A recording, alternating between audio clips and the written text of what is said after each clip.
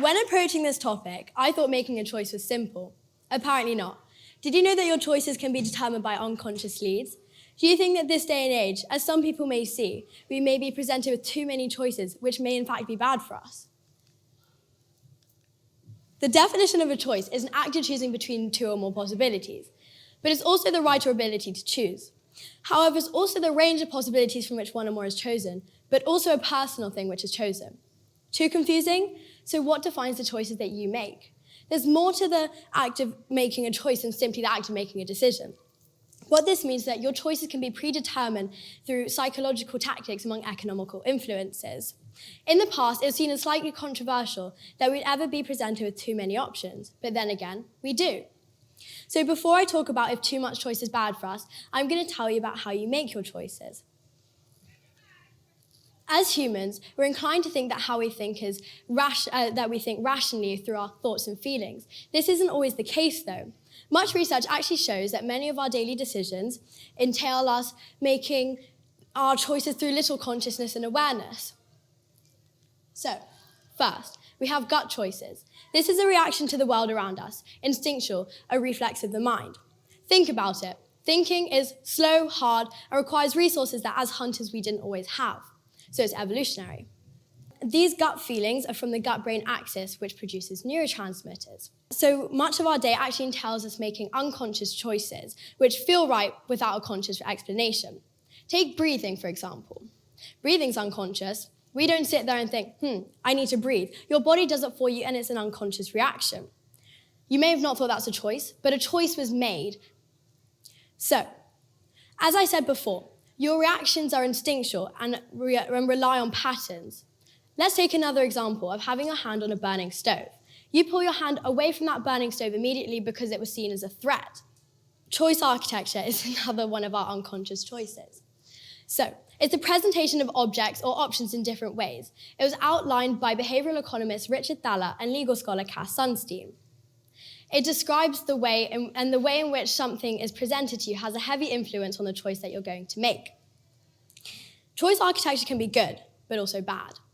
It can be good because it can help you stop making irrational decisions, but it can be bad because consumers may exploit you for something, maybe a profit. Well-designed choice, So businesses can actually, when they take advantage of you, they can cost you money, or, for example, let's take organ donation. In countries, when comparing opt-out and opt-in strategies, the countries which have an opt-out strategy actually have higher transplantation and donation rates than those with an opt-in strategy. This is because of the perceived effort and guilt when signing out. So, what this shows is that the simple way in which a choice is laid out to you can actually cost you money or even a kidney.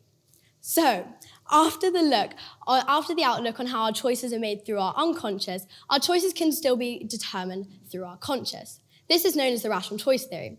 The rational choice theory is what many classic economic theories are based upon, because what it's stating is that we want to maximize our utility and make choices that benefit us the most. Let's take, for example, the average choice of taking the stairs or the lift, waiting for your train, or taking the one that's there now.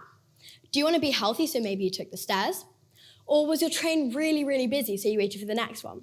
What you perceived as rational is what shaped your decision-making.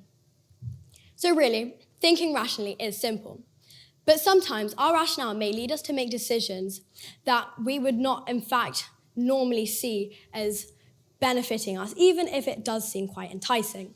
So, bad choices can be shaped in two main ways, through societal pressure and choice overload. When we adhere to peer pressure, we can make decisions which cause a rippling effect throughout the economy, meaning that one person or a producer's choice can actually make a decision which really isn't good for us. This, in effect, can lead to problems in the economy and the population as a whole. Let's take, for example, one choice that all of us have been affected by and that really we have struggled to sort of let go. Ultra-processed food. Ultra-processed food is an industrially formulated substance derived from natural food or synthesized from other organic compounds. So basically seen as a cheap alternative to other high-quality food. As you can see, there's so much in a definition that just shows how complicated it is. It's very recent and a proliferation of what scientists call UPF. we're so heavily influenced through schools, the economy, our governments, our parents, on how this food's bad for us. We know medically that we shouldn't be eating it. We know that it's not great for our minds, for our bodies, but how come we still do?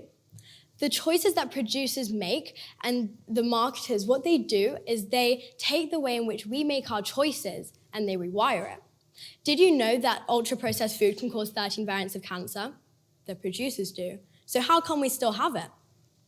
So if production companies are encouraging us to take something, to eat something that's bad for us, producing a dangerous choice, how can we trust them? We can't think rationally all the time. We can't think that we can't think about every decision we have to make because we're going to tire ourselves out. That's why our minds have evolutionized in order to rely on our unconscious. We can't rely on our conscious all the time. But these companies are mixing and strategically taking the way in which we make our choices, what we perceive as rational, choice architecture, our gut choices, and they're rewiring our subconscious mechanism. And as said before, your gut reflex recognizes patterns. So now what's it doing? Seeing the wrong thing as the right thing? Medically, again, we know it's wrong. So can we really trust our gut? And this is only one example of the many ways and many producers that are taking the ways that we make our choices and rewiring it. And then again, this day and age, we have so much choice, don't we? So sometimes we just can't trust our body to make them. Imagine you're in a supermarket and you want to get a quick breakfast. Here are some foods on the board. Try and remember them. Now I'm going to change the slide and you can't remember what was on the board before. But if I presented you with one less option or only one option, you're going to be able to remember more. So think about it. If you can't remember what's shown in front of you, imagine how hard it is for your brain to make a decision. So what we're presented with is choice overload, as seen in the first one. Did you know that there are 4,945 different types of cereal? But in the end, it's all cereal. It's just shown different, it's presented to you differently, but it's all wheat. They're all very similar variations of each other, and this is enough to produce choice overload. But once we break down the fact that they're, again, all similar variations of each other, we break down choice overload. What many companies are trying to do is reduce the choice overload that we're all experiencing in order to increase customer satisfaction and stop us from leaving empty-handed. So, you might wonder how I got into a tangent on cereal. This isn't the overriding point. The main point is that companies are taking the way that we make our choices, they're mixing them together, and they're rewiring the way we make them in order for us to get them to choose what they want us to buy.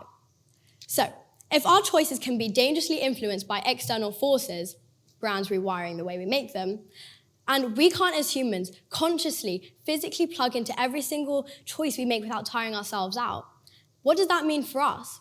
That means that we're going to have to find a healthy medium and happy medium where we can trust the producers that give us the choice and the body which makes it. Thank you.